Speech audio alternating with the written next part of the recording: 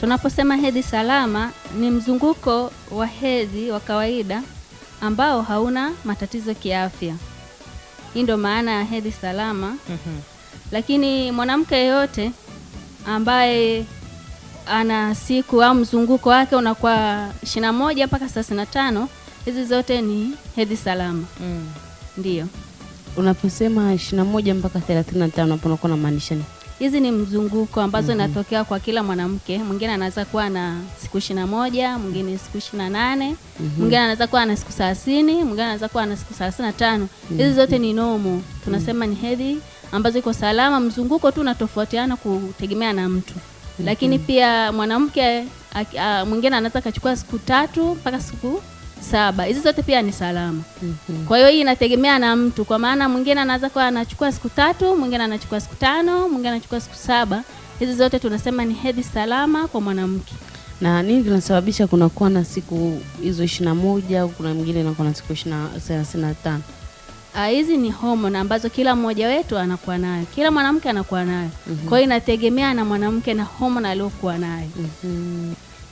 Asante. Kunakuwa na changamoto nyingi ambapo wanawake wanapata wakiwa kwenye siku zao.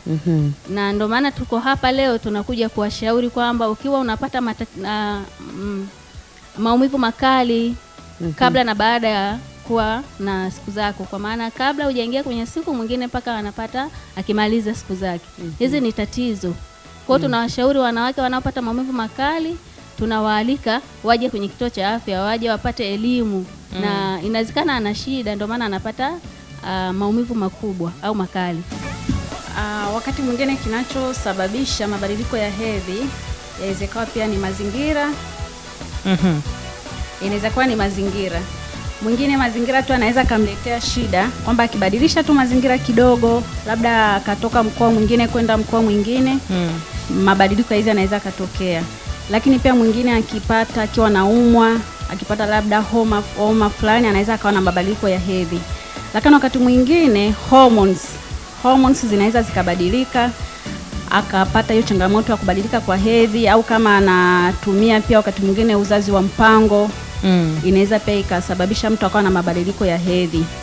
Lakini pia wakati mwingine mtu anaweza kapata mabadiliko ya hedhi kama ana changamoto ya kiafya. Na ndio maana tuko hapa kumshauri mtu kwamba, kama mwenzangu alivyosema, kwamba hedhi salama ni kuanzia mzunguko wa siku 21 hadi 35. Na katika hedhi salama mtu anatakiwa aingie aone siku zake siku 3 hadi 7. Kwa hiyo ukiona hapo changamoto kwamba umeona damu imekutoka chini ya siku 2, chini ya siku 3 au zaidi ya siku 7, na mzunguko wako umekuwa chini ya siku 21 au zaidi ya 35, tayari ni changamoto. Yaani tayari mabadiliko yameshatokea kwenye hedhi yako. Kwa hiyo unatakiwa uende hospitali. Na ni dalili zipi ambazo zinaonyesha kwamba kuna matatizo kwenye mfumo wa uzazi kupitia mabadiliko ya hedhi? Sawa. Wakati mwingine mtu anaweza kupata maumivu makali ya tumbo kupitiliza kabla ya hedhi na baada ya hedhi. Maumivu yakabaki kwa muda mrefu. Lakini wakati mwingine mtu anaweza akawa anatapika kupitiliza, anaumwa tumbo linavimba. Au wakati mwingine mtu anaweza akawa anatokwa na damu sana. Mtu anaweza akawa anatokwa na damu zaidi, yani damu kama mabonge. Au wakati mwingine mtu anaweza akatokwa na damu zaidi ya siku 7. Tumesema normal ni siku 3 hadi siku 7. Kwa ukiona damu unapata damu zaidi ya siku 7, basi hapo tayari kuna changamoto katika siku zako. Sawa. Na umezungumzia kuhusiana na vidonge vya uzazi wa mpango Sawa. Sasa vidonge vya uzazi wa mpango vinaathiri vipi mzunguko wa hedhi? Mfano mzunguko wangu wa hedhi, ili hali nyinyi wenyewe mnashauri kwamba tuvitumie wakati mwingine. Sawa, tunashauri kutumia vidonge vya uzazi wa mpango. Lakini wakati mwingine, kwa mfano mimi hapa naweza nikatumia hivyo vidonge vya uzazi wa mpango nisipate changamoto. Mzunguko wangu kaendelea kuwa kama kawaida. Maana yake hormone iliyopo kwenye hivyo vidonge imepatana na hormone zangu.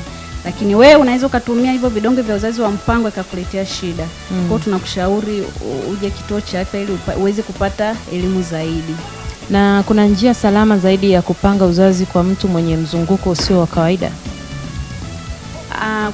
Tukisema mzunguko usio wa kawaida maana yake ni regular menses. njia ya kupanga uzazi kwa kweli kwa mtu ambaye ana irregular menses, hakuna njia zaidi ya kutumia uzazi wa mpango. Zaidi ya hizi njia zingine kama vidonge, kipandikizi, ndio njia salama kwake, kwa sababu yeye tayari ana irregular menses. Lakini kwa mtu ambaye ana regular menses, anaweza akatumia calendar method, yani akatumia hedhi yake hiyo, akapanga hedhi yake vizuri ili iweze kumsaidia katika kupanga uzazi. Na tukirejea kwako dada Pauline, tulitamani tufahamu pia kuna uhusiano wote kati ya harufu mbaya wakati wa hedhi na magonjwa ya uzazi? Uhusiano upo. Uhusiano upo kwa sababu hedhi, unapoanza siku zako lazima zile kuta ambazo ni nene ziko kwenye uterus zinaporomoka. Kwa hiyo kama una changamoto ya uzazi inaweza katokea, kwa sababu mwingine wana prolong ile, wanavuta siku kama anakuwa na changamoto ya hormone, lakini pia kama ana shida ya kizazi. Ndio. Na kuna mmoja hapa ni msikilizaji anapenda kuuliza swali lake, anasema kwa mwanamke aliyejifungua anakaa muda gani bila kuona siku zake, na kama muda huo wa kawaida umepita bila kuona, tatizo linakuwa ni nini? Asante. Mwanamke aliyejifungua huwa tunatofautiana.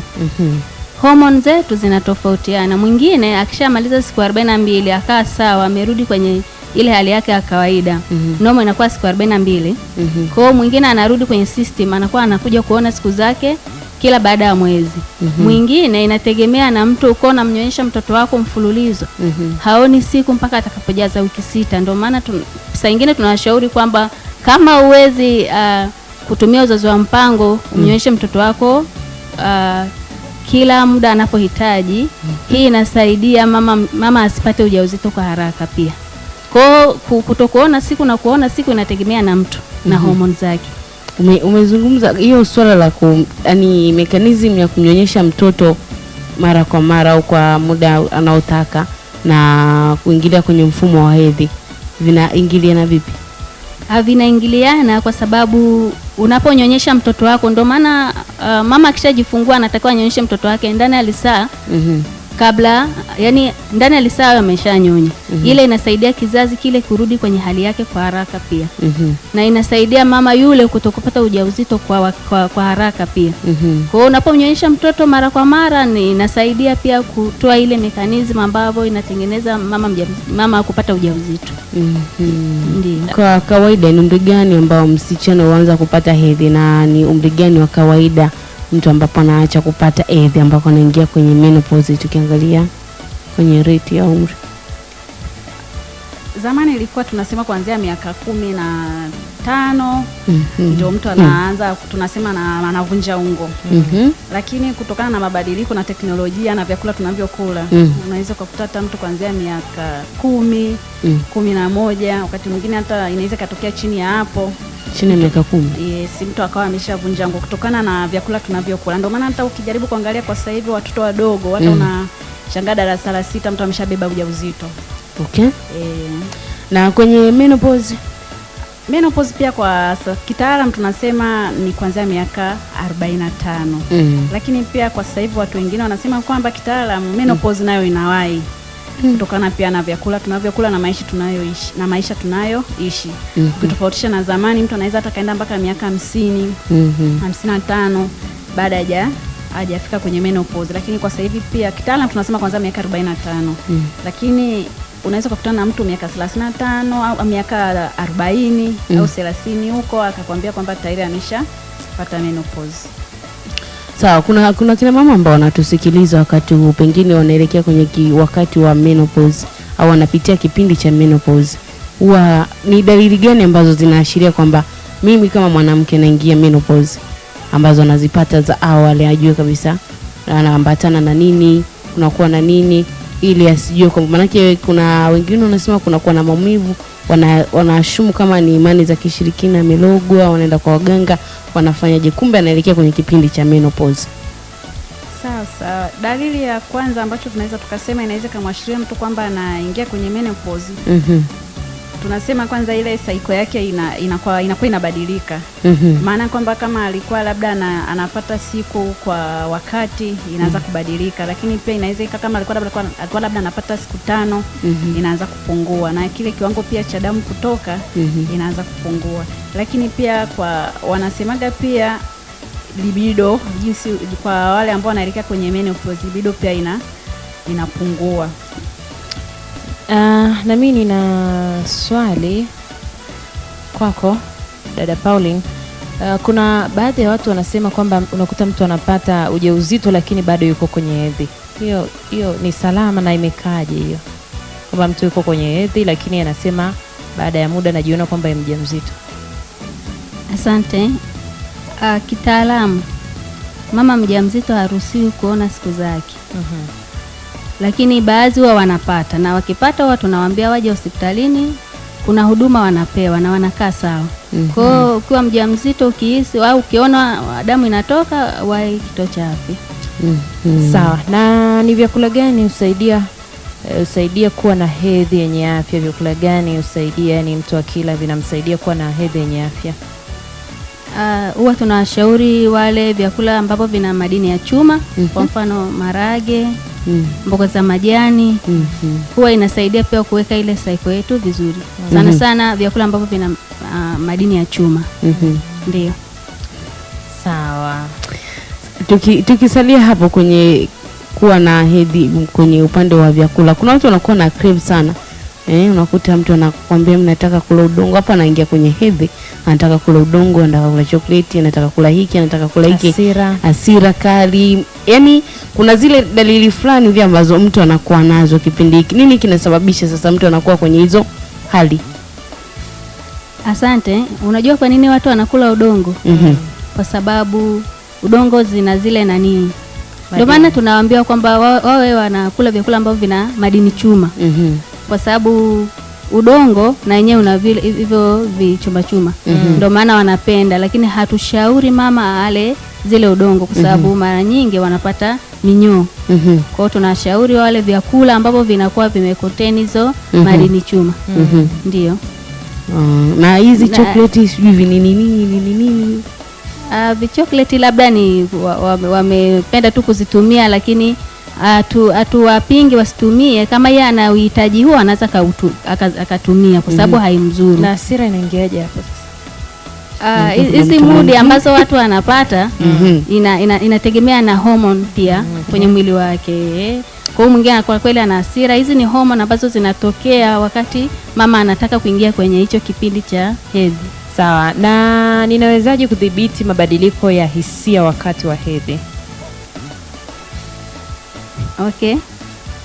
Kwanza kabisa ukiona unapata hiyo hali, hakikisha unakuwa mbali na watu. Yaani ili usipazane na watu kwa sababu lazima itakutokea kama ni homoni yako na ipo kwenye mwili. Kwa hiyo hakikisha unajua kwamba sasa niko na hasira nikiwa kwenye siku zangu. Kwa hiyo kaa mbali na watu kidogo, tafuta mudi nyingine, itaisha huo muda kwa sababu ni muda mfupi unapita. Sawa, tuelekea pale kwenye kile kipindi cha hedhi. Ni njia gani bora ambazo mtu anatakiwa kuzifuata kujitunza kuepukana na maambukizi anapokuwa kwenye wakati wa hedhi? Karibu dada Lili. Asante. Njia ambazo mtu anaweza kutumia ambazo ni salama ili asiweze kupata maambukizi. Kwanza kabisa kuna vifaa ambavyo ni salama kwake ambavyo anaweza kutumia. Kwanza kabisa kuna pedi. Ambao kwa kitaalamu tunasema sanitary pedi. Hiyo pedi ndio ile ambayo ni disposable. Kwa hiyo inatakiwa mtu atumie pedi. Inategemeana kwamba mtu anapenda labda kutumia pedi ya kampuni gani. Lakini pia tunashauri mtu unapotumia pedi ubadilishe ndani ya masaa 4 hadi 6. Lakini pia kwenye masaa 4 hadi 6 mwingine anakuwa anatoka na damu nyingi. Inaweza ikajaa kabla hayo masaa 4 hadi 6, anaweza pia akabadilisha. Lakini pia njia nyingine salama mtu anaweza akatumia pia disposable pedi. Hii pedi ya vitambaa, kuna hizi pedi siku hizi special ambazo wanauza. Hii pedi pia ni salama na mtu anaweza akaitumia. Na yenyewe mtu anaweza akaivaa kwa muda wa masaa 4 hadi masaa 6. Lakini sasa kwenye hii pedi ya kufua inataka hali ya usafi wa juu. Kwa nini? Kwa sababu utahitajika kuifua utahitajika kuanika kwenye jua ikauke vizuri uweze kuitumia. Lakini sio lazima ukae na hiyo pedi kuanzia masaa 8 hadi masaa 6. Endapo utahisi kwamba pedi yako imejaa kabla hayo masaa 8 au masaa 6, unaruhusiwa kubadilisha. Lakini pia njia nyingine salama ambayo itakusaidia wewe usipate maambukizi ni kujisafisha. Tunashauri angalau mara 2 kwa siku mtu uoge, lakini pia uweze kusafisha sehemu za siri. Na katika kujisafisha sehemu za siri tunashauriwa tusitumie sabuni, kwa sababu inaweza kaleta muwasho. Ndio maana tunashauriwa tusitumie sabuni tunavyoosha sehemu za siri. Tukisalia hapo, kuna wengine wanatumia dawa za maumivu kwenye hizi siku za hedhi. Matumizi ya dawa hizi, nakwambia mimi nataka tunatumia dawa fulani na imekuwa ni continuously miezi, miaka na miaka. Ipi athari yake na ipi faida yake kwenye mwili wake wakati anatumia dawa hizi za maumivu? Kitaalam tunasema kwamba kama maumivu ya hedhi mtu anaweza ukavumilia, ni vizuri ukavumilia bila kutumia dawa ya maumivu. Lakini kama unaona kwamba uwezi kuvumilia, unaruhusiwa utumie dawa ya maumivu. Wengine wanapenda kutumia Brufen, wengine wanapenda labda kutumia Diclofenac. Lakini ukiona kama maumivu yanazidi, ni vizuri uende kanone kwa daktari, kwa sababu pengine sio hedhi tu inakusababisha upate maumivu, labda pia kwenye kizazi kuna changamoto. Kwa hiyo madhara yake, tunasema kwamba madhara yake unapozidi kutumia zile anti-pain inaweza ikakusababisha shida kwenye ini. Kwa maana tunashauriwa tusizoe sana kutumia anti-pain. Kama unaona kwamba maumivu yako hayavumiliki, lazima kila unapoingia kwenye hedhi unakunywa dawa, na unaweza kukuta mwingine si anakunywa tu ile dawa ile siku ya kwanza, ni continuous labda mpaka amalize siku 5. Tunamshauri mtu kama huyo ni vizuri aje aonane na daktari. Na matumizi ya menstrual cup, vifaa pedi za kisasa hizi ambazo zinakuwa injected, ina athari yoyote? Haina athari yoyote, isipokuwa inahitaji utaalamu. Okay. Mwingine hawezi kutumia, kuna hiyo menstrual cup, kuna hizi tampon, mwingine hawezi kuzitumia.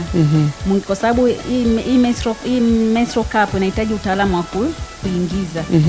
Wanasema ni nzuri kama una utaalamu wa kuitumia, na kama unaweza kaelekezwa ukatumia. Haina shida kabisa na haina madhara yoyote. Rangi ya damu huwa ni nyekundu. Kwa hiyo ukiona tofauti na hiyo, maana yake kuna changamoto unayo. Kwa hiyo tunamshauri aje. Ndio maana tunasema kuna changamoto, ukiona rangi nyeusi, ukiona kuna harufu ambayo sio wa kawaida. Yaani hizo zote ni changamoto ambazo mama wanakutana nazo. Kwa hiyo ukiona damu yako sio nyekundu, ni rangi nyingine, tunamshauri aje. Hauruhusiwi kupata maumivu makali. Tofauti na maumivu yale ya kawaida ambayo yanavumilika, lakini maumivu yakiwa makali maana yake huwezi kuvumilia, utatumia hizi dawa. Inawezekana kuna changamoto kwenye kizazi, kwa hiyo ni vizuri aje hospitali. Napenda kumwambia mwanamke mwenzangu kwamba ajitahidi kuzingatia hayo yote ambayo tumeyazungumza. Na ukiona kwamba unapoingia kwenye hedhi kuna harufu mbaya, damu unapata damu kupitiliza, damu inatoka nyingi, hedhi yako inazidi siku 35 au unapata chini ya siku 21, au damu inayotoka ni nyeusi, ni ya kijani, ni kijivu, uwahi hospitali ili uweze kupata huduma.